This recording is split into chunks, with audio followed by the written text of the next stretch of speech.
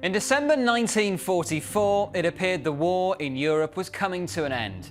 The summer of that year saw the successful Allied D-Day landings in the west and the Soviets carrying Operation Bagration in the east. With the walls closing in around Germany, Adolf Hitler launches one final large-scale offensive to the Western Front, an attack on the Ardennes region between Belgium and Luxembourg, aiming to capture the port of Antwerp. Known as the Battle of the Bulge due to the shape of the initial break through the Allied lines, a huge mobilisation of US troops led to a German defeat, one which Winston Churchill called the greatest American battle of the war.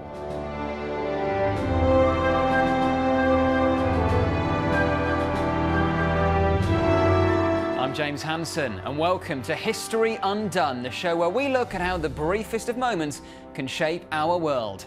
Every week we focus on a different historical battle, and with the help of our experts, we ask whether split-second decisions could have changed the outcome and history itself. Today, it's the Battle of the Bulge, a last-ditch effort by Germany to turn the tide, one that was washed away by the US. Yet, if Nazi Germany had won here, could it have changed the war's outcome?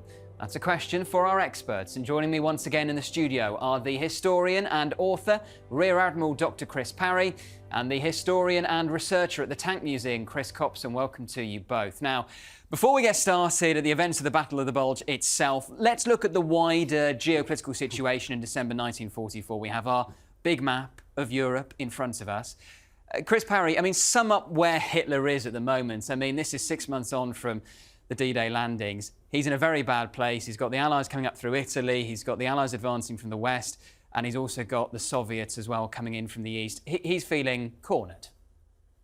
Well, the Germans are really on the defensive. As you say, there's a campaign that's most of the way up through Italy at this point, coming from the south.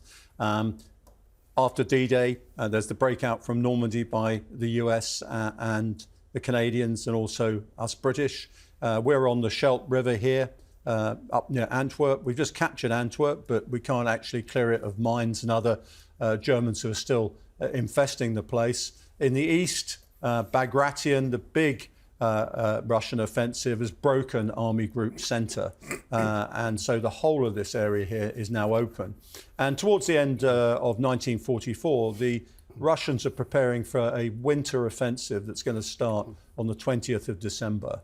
And so Hitler's thinking, OK, I've got to somehow stop what's happening from the west here, because look how close the Allies in the west are to Germany. The Russians are out here somewhere, probing south, west, but also to the west, but preparing for this huge offensive. So the most immediate threat is coming from the west. So he thinks, look, if I can actually do what I did in 1940, go through the Ardennes, split the US, Canadian and British here, make for Antwerp, because that's where they're going to use mainly a supply base. Because at the moment, the lines of communication from the initial landings are running all the way here from west to east. There's nothing else that you can use. So he's anticipating that the Allies are going to use Antwerp, and said, what we're going to do is take a sickle cut, as they used to say, through the Allies again. We've done it before, and if we can do that, we'll throw them off balance. We might even encircle them. It's a bit ambitious. But if we actually hit Antwerp, we can show the German people that we're fighting back, but also it'll throw the Western campaign into total disruption. We can then turn and deal with the Russians when they attack towards the end of December. It's a very bold plan, Chris Copson, and of course his generals are telling him, Mein Führer, don't do this, it's not going to work. But he's thinking, look, maybe if it works, a bit like the offensives in 1940 worked, you can split the alliance between the US and the UK, maybe they sue for peace, as unlikely as that seems, and then he can focus on the east. Why was Antwerp quite so important to this plan? Antwerp is important, and Chris has just alluded to this, because we're grinding to a halt. Our supply lines are very much stretched. We've landed in Normandy, and we haven't yet managed to liberate an intact port. Antwerp has been, the port facilities have been demolished. We need to be able to land supplies. But the thing is that because our supply lines are stretched, and the Soviets' supply lines are stretched, well, things are starting to slow up. Not exactly at a halt, But it's giving Hitler a breathing space. And he's thinking, right, okay, what I can be doing is I need to strike a blow at somebody. The Americans are most likely. Let's hit them hard. Let's go for Antwerp. And we may, if we're terribly lucky, again, the sickle cut, we may isolate the British, we may isolate a number of American divisions, and either way, we will completely wreck their logistics. It'll take a long time to recover from that. In the meantime, I can turn back and deal with this big Russian offensive, that's Soviet offensive, I should say, that's building in the east. And Chris, I mentioned Hitler's generals are telling him, look, don't do this is too risky. What would they have done instead? Did they have a different plan? They did, but I mean, Hitler has got a great reputation, obviously, for ignoring his generals. And he's thinking, right, I've got away with it so far, I'm going to do the same again.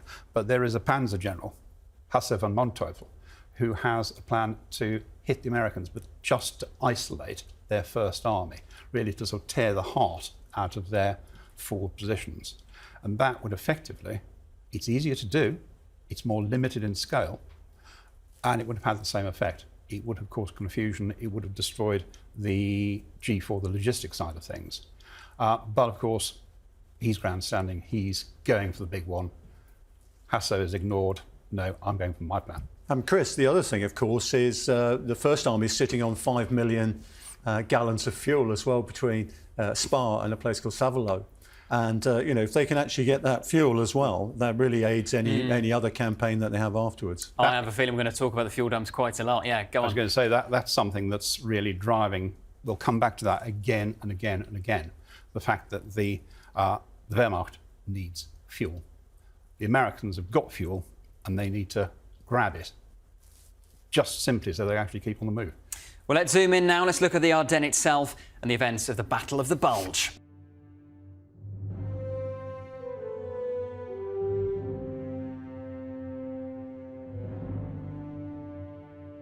OK, as you can see, we've got a brand new map now. This is the Ardennes area as it was in December 1944. First of all, just to note, we do have some new models on the map. These are representative. These aren't 100% accurate, so tank geeks, don't beat us up in the comments, although we do have a Panther and we do have a Tiger on the map, and we've got some infantry as well. Obviously, grey is the Nazis and green is the Allied forces. Just to point out as well, this red line is the Bulge that gives its name to the battle, of course. A few other things to point out. This is the crucial River Meuse, which, of course, was a central part of the operation. You've got Brussels over here, and Antwerp isn't actually on this map, but it's sort of up here. It's kind of due north of Brussels. Chris Parry, let's talk about what the Germans were trying to achieve here. What is their plan? Best case scenario, what do they want to do? The Germans essentially are relying on two main panzer armies. In the north here, you've got the 6th SS Panzer Army under Sepp Dietrich. You've then got another army here, the 5th Panzer Army in the centre. You've got a 7th Army here, which is essentially a flanking defence army. And in the north, you've got the 15th under von Zangen, just to make sure the Allies don't punch through while they're operating in the Ardennes. Now, what the Germans are trying to do is pitch 250,000 troops against 87,000 troops opposite them on the other side of the Ardennes. They've heard that actually they're resting, they're not very well trained. They think they're going to achieve surprise. They're looking at a weather window of about a week where Allied air power can't fly. They want to achieve surprise. If they can do that, they want to get to the River Meuse within a couple of days.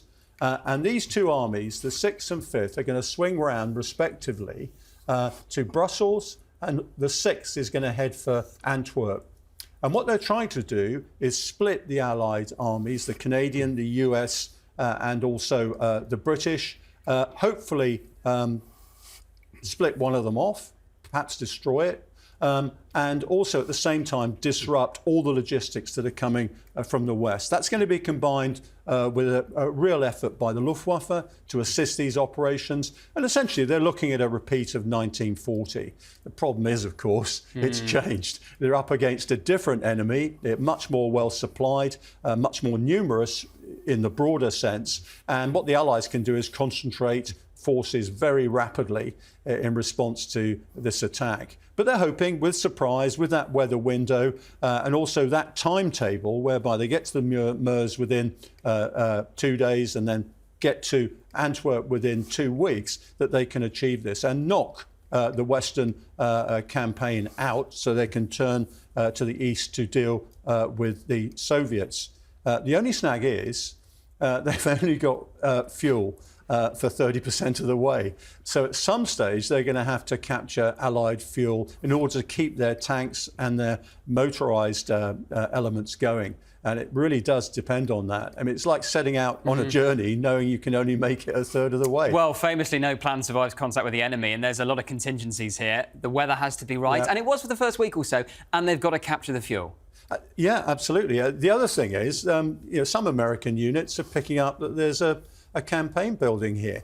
In fact, famously, a couple of the intelligence officers for at Eisenhower's headquarters and one of the army groups says, look, the Germans are building here. And in fact, there'd been a battle in the Hurtgen forest just beforehand. And the Rangers who were in that battle said, look, we're seeing huge amounts of German armour moving in the distance. So something's building here. And Bradley, who's the American general commanding, says, well, let them come. And they don't take it seriously. And yet the Ardennes, which is very difficult to get along. Famously, Guderian said about the Ardennes, it's not true that there aren't roads there. There's lots of roads, but you can't manoeuvre off-road. That's the problem in the Ardennes. So you're absolutely stuck with the roads. So the other big weakness for the Germans is that timetable has to run. They cannot afford to get clogged up on those roads. They can't run out of fuel. The other thing is quite a lot of their stuff is being dragged along by horses. So if the horses get in the way, the armour can't get through. Again, later, famously, one of the panzer commanders, one of the regimental commanders, a chap called Piper, says, look, I'm not going to worry about this. I'll go through minefields if I have to. And later on, what he does, he actually sends his panzers through a minefield, loses 6, and says, yeah, it's worth it, we're through. And that's the nature of the business here. They've got to keep to the timetable. If that fails, then the whole campaign fails. OK, that was the plan. Chris Copson, what panned out in reality for the Germans? Well, the plan hinges, as Chris has just said, on these 2 SS Panzer armies, the 6th in the north and the 5th to the south. They are going to smash into the American front line and push on through, hopefully. I mean, the reason they've chosen this is because it's relatively thinly defended, and a lot of the troops are either lower grade or, in a lot of the cases, they're just green. They've never really seen combat before. But it doesn't quite go to plan in that way. I mean, if I just talk about one incident, you have to break these things down. So you've got 6th Panzer Army. That is spearheaded by a Panzer Division, Leibstandarte. That again is broken down, and the German army is very good at doing this, into Kampfgruppe, battle groups. And these are combined arms units, very flexible, and they're named after their commanding officer. So we're going to look at Kampfgruppe Piper. Jochen Piper is a very experienced tank officer. He is determined to be right up at the front of this. From the start, though, it starts to unravel, because in front of him, he's got Volksgrenadiers, and they are low-grade troops, but there's a large area of woodland. They send the Volksgrenadiers in, and they're facing the US 99th Infantry Division. That division has never seen combat before. It's really green as grass. But they put up a very, very good and determined fight, and he starts to fall behind on his timetable. The next thing he's got to do is find fuel, and he does, but not very much. He moves forward to a place called Bullingen here, and he captures a small American fuel supply depot, but it's only something like 50,000 gallons. He actually misses the next one along at Stabilo, which is much, much bigger. Now, that's a Tiger 1 on the map. He's got King Tigers, Tiger 2s, 80-ton monsters. One of those, a litre of fuel on the road will take it 80 metres. So there's a constant problem here. The other thing is the Ardennes itself. This is the worst tank country in the world. It really is. It is mountainous. There are deep rivers. Piper himself said, well, there are roads, but they won't take a tank. The most they'll take is a bicycle. That's what he's up against. He is pushing forward. Some of his men are losing their tempers. There is a massacre, in fact, quite a famous one, a place called Malmedy, where a number of prisoners from an American artillery observation unit are just rounded up and shot. You've got to remember these guys being on the Eastern Front. That's the sort of thing they did over there, and they're trying to fight in the same way here. He pushes on forwards, but he's not going to get there. He's aiming for Dinant here on the Meuse. In fact, he gets about as far as here, La Glaise. And what's happened in the meantime is that the American combat engineers have blown up bridges. And he is massively low on fuel. In the end, he actually has to abandon his tanks, and his unit, at about a quarter of its strength, walks home. And there's if anybody goes down there, go to this village, go to La Glaise.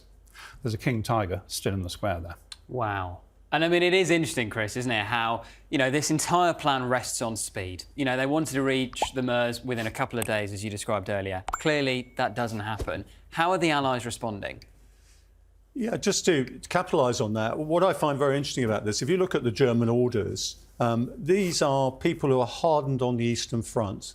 And they try and apply the same tactics as they have on the Eastern Front, where you've got the huge steppe country in this very constrained sort of mountainous and also forested region.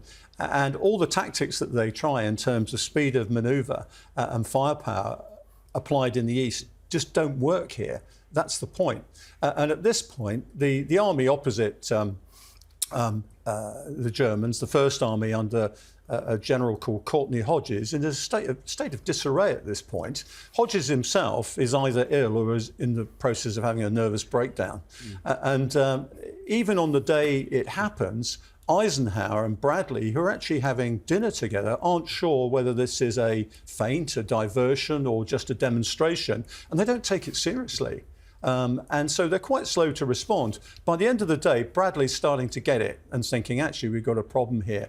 The Allied command come together and say, right, what are we going to do about this? And what they start doing is bringing forces together from the north and from the south. And principally, you've got Patton's Third Army here. And they say to Patton, how long is it going to take you to get ready to do this? And he said, I'll do it in 2 days. And of course, everybody's absolutely shocked that they can reorientate from actually planning a campaign to the east here and actually turn north. And of course, Patton is actually raring to go. His reputation is absolutely right out in front here. And Patton actually has an interesting idea. He says, let them get through. Let them get as far as Paris, if you like. We'll cut them off and we'll chew them up.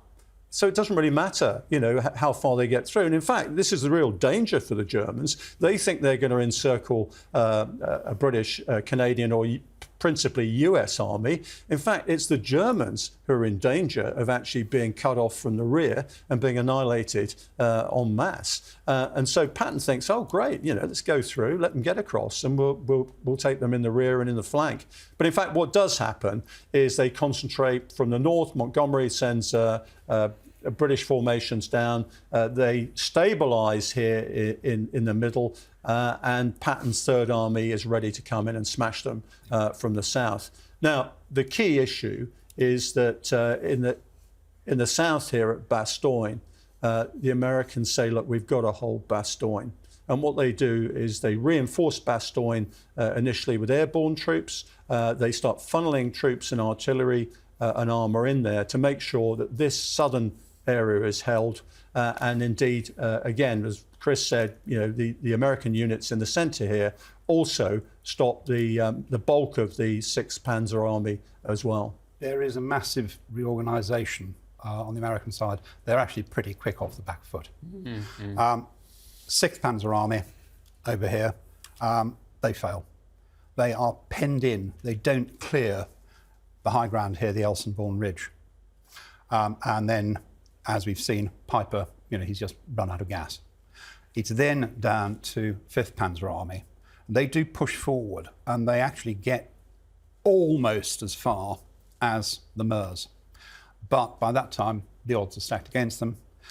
2nd Panzer Division is annihilated in front of Dinant, and the Panzer Lehr Division, which is an expert division, is just fought to a standstill and takes massive casualties. That, for the German campaign, is effectively it. They're not going any further, and as you can see, they're within shouting distance of Dinant. That's where Rommel crossed the Meuse in 1940. That's what they're aiming for, but they don't get there.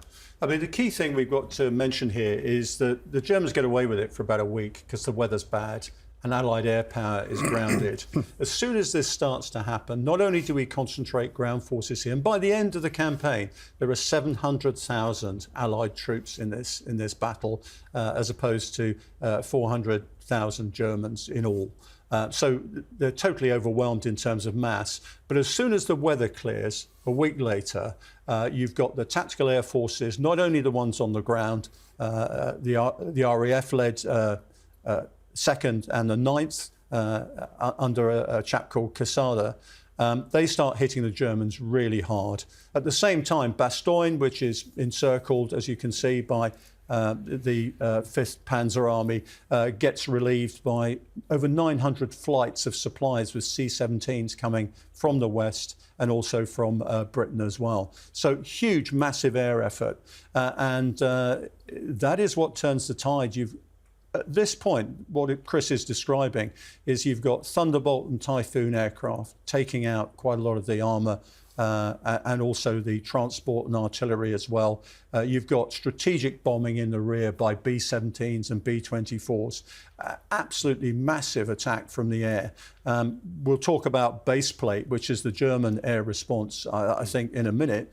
But the fact of life is, as a ground air campaign, once the weather clears, then it's all over for the Germans. Yeah, let's touch on that briefly. Then we're going to come on to the what-ifs. Tell us about the German air response.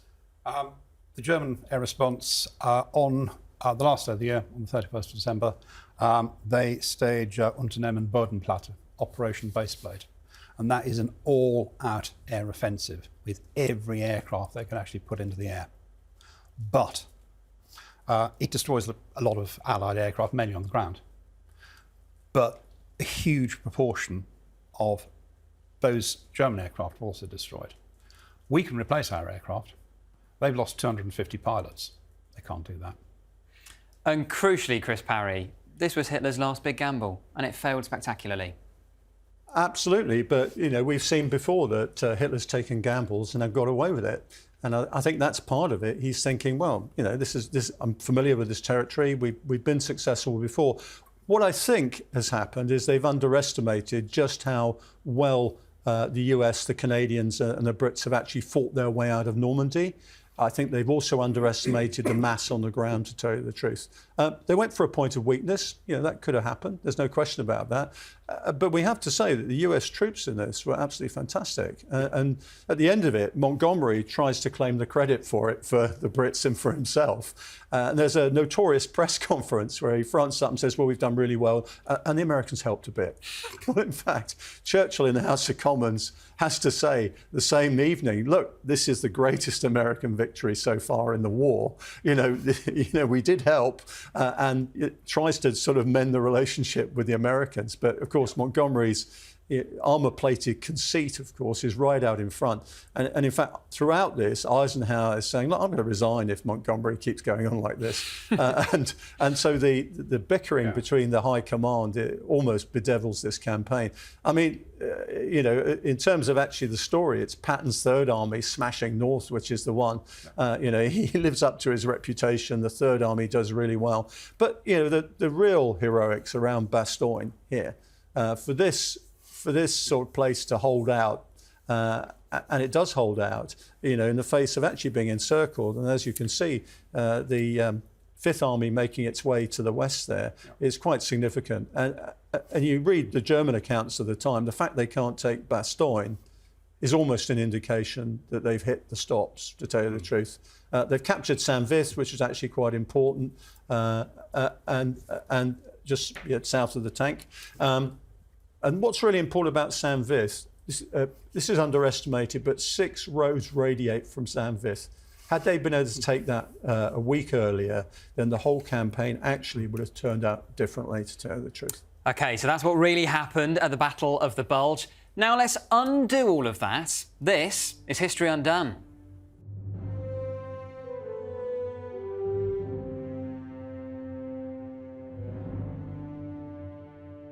OK, let's explore how the Battle of the Bulge might have been won by the Nazis.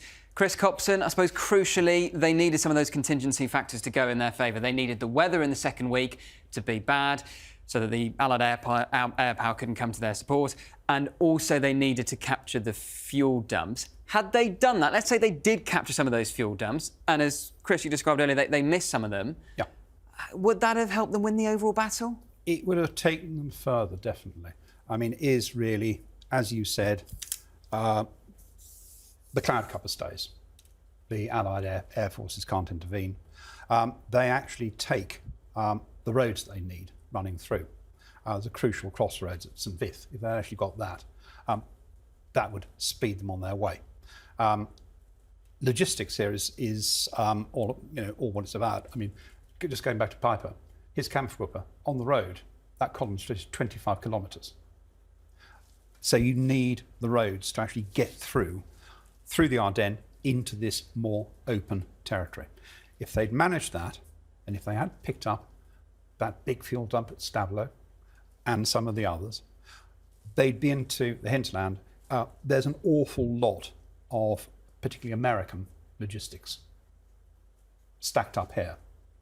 If they could actually keep the tanks going, if they could keep the panzers going, keep their vehicles fueled, they may well have got a lot further.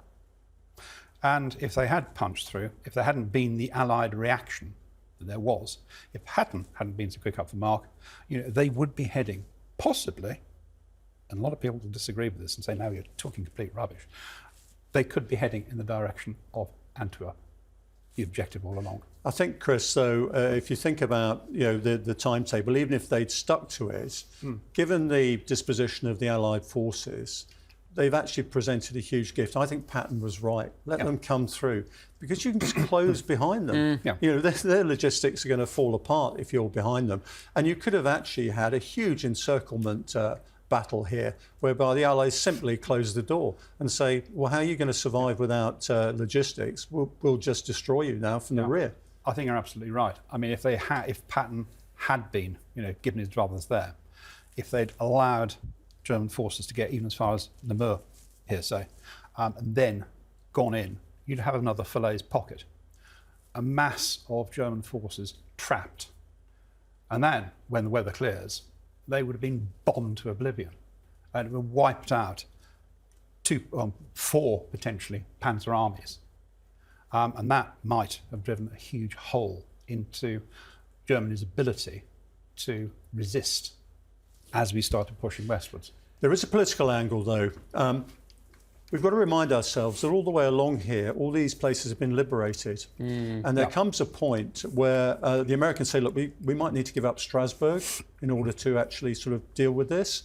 And de Gaulle immediately says, there's no way politically my provisional government's going to survive if we give Strasbourg back to the Germans. And in fact, one of the things that happens during the Battle of the Bulge is a rumour goes around that actually they're heading for Paris. And there's panic in Paris and all the way to Paris because the Germans might come back again. And you've got all the collaborators in prison saying to their prison guards, well, the Germans will be here soon, they're going to sort you out. And in fact, the prison guards say, no, actually, if the Germans come, we're going to kill you. I was going to say, what percentage chance do you think that the plan had of working? I mean, 5%? I mean, it was clearly a gamble, but then Hitler kind of needed to take a gamble. Well, how long was it going to work for? That is entirely the point, I think. I think the First Army was in a real state opposite. As soon as the Germans attacked, the First Army was all over the place. I mentioned earlier, I think the general commander was actually having a nervous breakdown. And certainly Eisenhower and Bradley thought, we're going to trust Hodges. No, we're not. That's why we're going to bring Patton in very quickly indeed. And certainly for a while, I think they could have created mayhem in that area beyond the Meuse. But as soon as as Chris says, as soon as Allied air power is back in the skies, as soon as you concentrate all the other forces you've got, remember the balance of forces, by the end of it, you've got 700,000 Allied troops against a diminishing number of probably 380, 400,000 coming from the German side.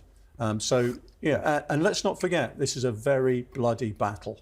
This campaign takes a lot of casualties and is the bloodiest for the Americans in the whole of the war.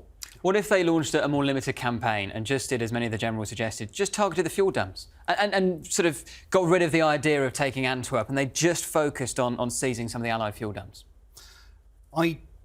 That would have given them, it'd given them more resources, more fuel. I don't think that in itself would have had much effect. It's something I couldn't see the sense of doing, to be honest. It's a mass, Chris. The mass they're opposing, they're diminishing all the time in terms of logistics and in terms of combat power. They're sitting in what is now hostile territory, and the amount of force that is being concentrated on them, particularly by the time the weather clears. Frankly, what comes out of this is the Germans are lucky to get away with being able to withdraw the way they do in order to get behind the Westwall again to be prepared for the next attack. That, of course, is the other thing. What if this didn't happen? Yes. What if Hitler sat on his hands? You've got the Rhine here.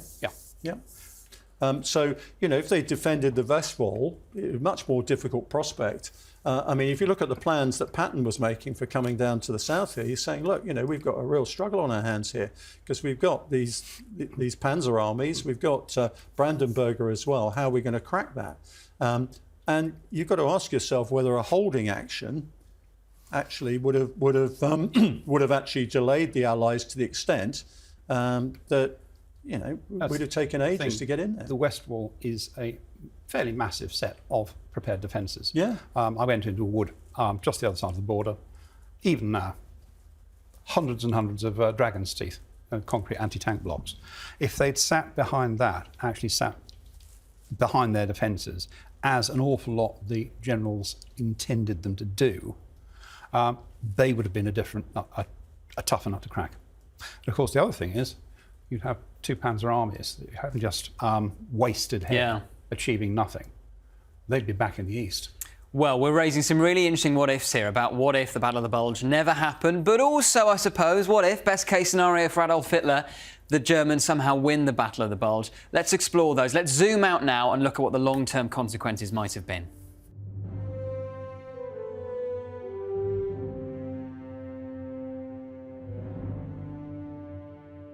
Right, let's get into what we really love doing here on History Undone. Let's explore some of the long-term consequences had the Battle of the Bulge played out differently. Chris Copson, had it never happened, had Hitler listened to his generals, not pushed ahead with the operation, what would the consequence have been? Would the Nazis have been able to hold out that much longer?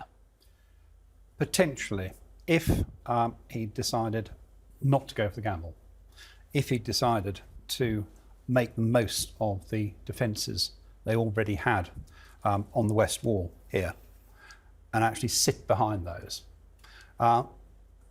With forces concentrated on there, it would have made the Allied job, British, Canadian, American job of actually getting into Germany harder.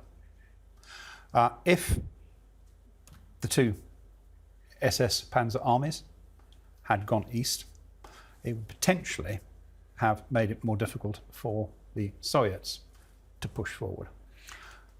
What that would have done in the long term, if the Western Allies don't make it as far into Germany as they might have done, the Soviets, I don't think two Panzer armies by that point are actually going to make a lot of difference. It'll help, but it's not making a decisive difference. They are right in the saddle. This is the great patriotic war, and we are going to win it, and we're going to win it soon.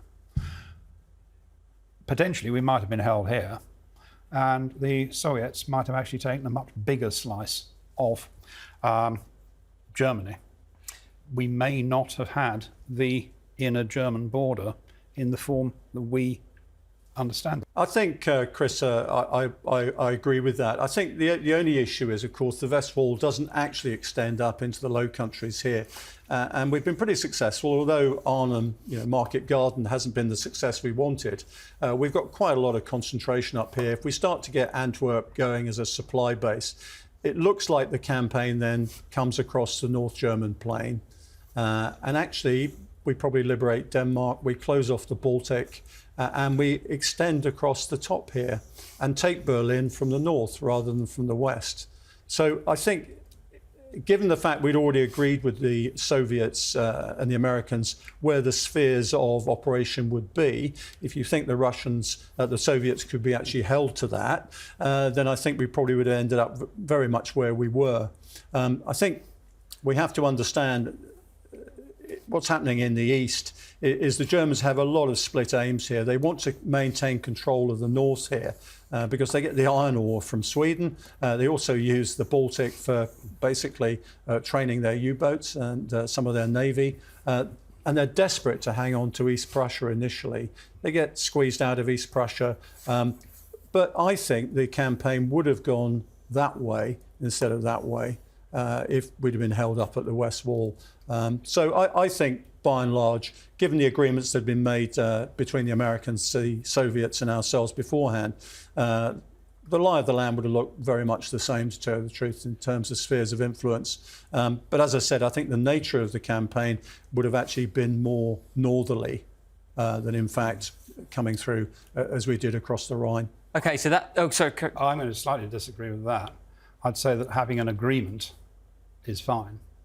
When it's land that you have just shed blood over to take, it might make things a little bit different. Yeah, I agree. And I think the Russians, couldn't always be held to agreements at the end of the war. There's no doubt about that. Yeah. We were quite good about it. We actually said, look, this is going to be an American or Russian Soviet area that we need to stay clear of. But you're right, Chris. If you're shedding blood, you're going to hang on to stuff.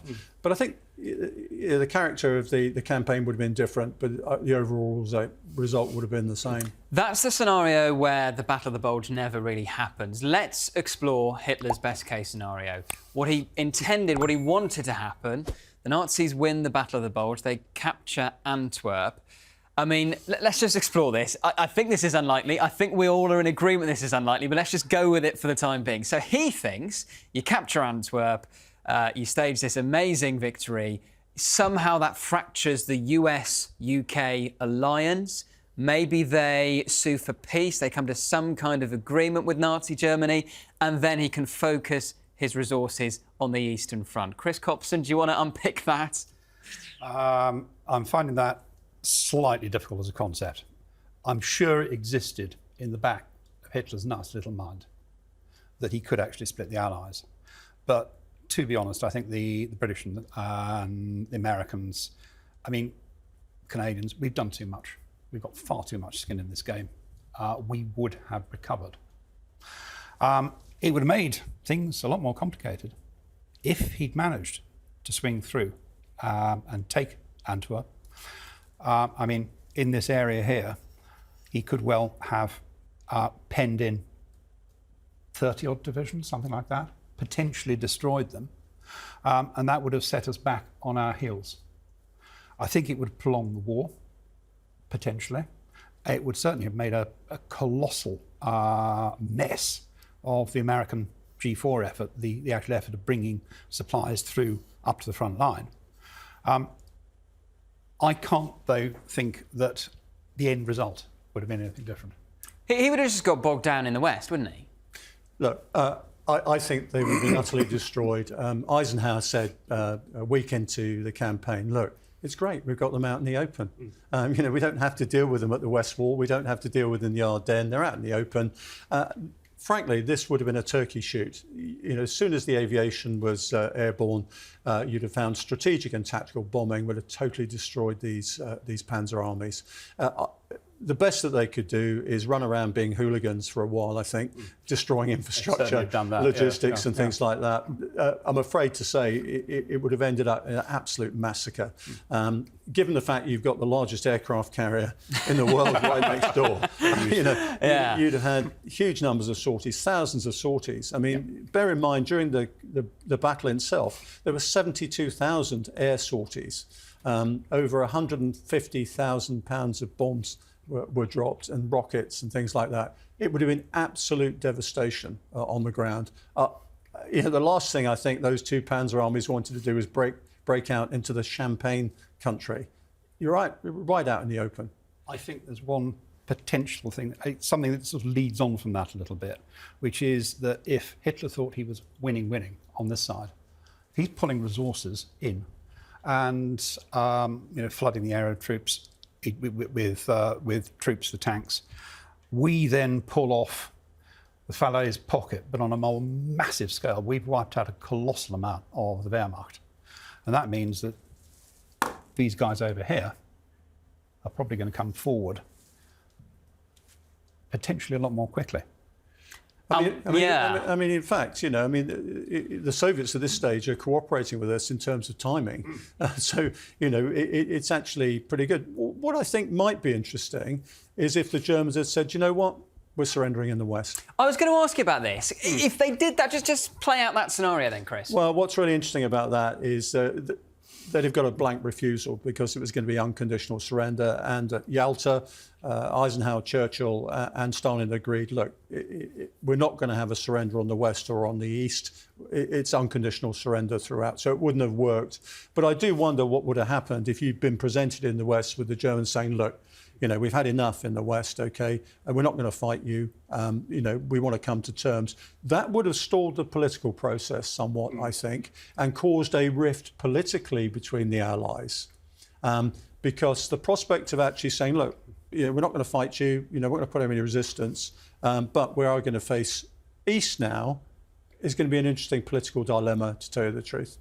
Chris Parry, do you agree with Chris Copson that had they got to Antwerp and taken the port of Antwerp, it might have extended the war? No, I don't. I mean, the Germans were still in Antwerp. There were pockets of German infantry actually holding out in Antwerp at the time. It was only barely usable because the Scheldt itself, the river, was mined. We'd have gone further up the coast. We'd have gone to Rotterdam or somewhere like that, I suspect. So, we'd have isolated Antwerp and said, OK, we need to come back and deal with that. Remember, we're advancing quite happily through the Low Countries at this point. It's a speed bump, no more. But, they're not going to make it to Antwerp. By the time you get the aviation in, they're going to be stopped on the roads. There's no question about it. By how much, Chris, do you think it might have extended the war had they taken Antwerp? If by some miracle they'd managed it, and because my obvious interest is tanks, I mean, simply the simple act of getting 80-odd tons of King Tiger on its tracks from the Ardennes to Antwerp, that's quite a long way. Tanks don't take kindly to that, they'd break down the way. But that's by the by. I think the negative aspects, the fact that they would have been able to pen in a number of Allied divisions, the fact that they would have disrupted the logistics side of things, it might have put a month or two on the end. But I do agree with Chris that the result would have been the same. I mean, it's worth reminding ourselves what happened to the Panzer armies when they got to Dunkirk. They were totally broken down. Yeah. One of the reasons the French and the British got away with it at Dunkirk is because the Panzer armies are saying, look, we're absolutely out of fuel, that we need maintenance, our tracks are falling off, we need 48 hours. Yes. And so you'd had the same. And that 48 hours would have allowed complete devastation of the troops and the vehicles on the ground. Are we really saying that by December 1944, essentially, there's nothing Hitler can do? The writing is on the wall. I think so. The writing's on the West Wall. and maybe not from December 1944. Yeah. I mean, if you had to put a date on it, Chris, at what point is it inevitable that the Nazis are going to be defeated? Oh, I think it's before then. I think as soon as you've broken out from D-Day, I think the writing's on the wall. Once you've got manoeuvre space, you're able to build up combat power, then, given the fact that the disparity of forces in the West is there. You've got this huge aviation cover. You've blockaded Germany, frankly, by sea. You've got this huge threat and a really, really nasty threat in terms of your population and your army here in the east. You can see in the Nazi propaganda at this stage, it's all about fighting to the last man. It's all about total war, rounding up the civilian population, getting as many people as they can to fight. Amazingly, their industry is now producing more at this stage than it was at any other time in the war, because of the way it's been organised and dispersed around. So, you've got to hand it to the Germans. They're keeping their war machine going, but they're running out of people, they're running out of raw materials, and frankly, they're running out of morale as well. Just to throw a potential scenario into the mix, if the war is extended by just a month or two, does Hitler still commit suicide, or does he get captured? Does he end up on trial at Nuremberg? I don't think there's any way he would allow himself to be captured. And of course, he's got his SS Praetorian Guard who would have, died rather than let that happen. I think the bunker scenario remains the bunker scenario. Chris, I take it you're in agreement? Yeah, I mean, there was a chance for Hitler to escape from the bunker, but he had this sort of Twilight of the Gods, Valhalla type sort of imagery in his mind. He wanted to go down. He'd already written off the German people. He said, look, in Darwinian terms, we've proved ourselves not worthy to win this war. I really don't care what happens. He has this amazing order at the end where he says we've got to destroy all our industry, all our infrastructure. In fact, a lot of people disobey him. And say, look, we're not going to do that. Albert Speer, who's one of his favourites, his architect, says, he actually goes into him and says, look, you can't do this to the German people. And Hitler says, no, it's all over. We might as well not exist anymore. And you saw with Goebbels and his family committing suicide that the whole idea of the Reich is over, then, life's over. There's no way that he would have survived the bunker. He didn't intend to. And as it closed in, he left it to the last moment. You could hear the shells landing in the Chancellery garden, and he kills himself. Well, I tell you what, this has been genuinely fascinating today, because probably for the first time on History Undone, I think we can say that even had the Battle of the Bulge worked from a Nazi point of view, fundamentally, the outcome of the Second World War wouldn't have been that much different. Had Hitler listened to his generals, they told him, don't do this. Still, the outcome of the Second World War wouldn't have been that much different. Maybe having the advantage of 2 extra Panzer armies in the east would have helped a bit. It may have extended the war by a couple of months, but the fundamental outcome would not have been different. And sometimes when we explore these counterfactuals and we go down these alternative history roads, that's what we find out. So maybe, OK, may have extended the war by a couple of months, but the fundamental outcome, even had the Battle of the Bulge been won by the Nazis of the Second World War, would not have been different. This has been genuinely fascinating. Thank you both. My thanks to Chris Copson and Rear-Admiral Dr Chris Parry for joining me today, and we will be back undoing more battles from history very soon. But in the meantime, remember to like this video and subscribe to our channel, History Undone with James Hanson, on YouTube, and you can also catch me presenting Frontline on Times Radio. That's it from us. Goodbye.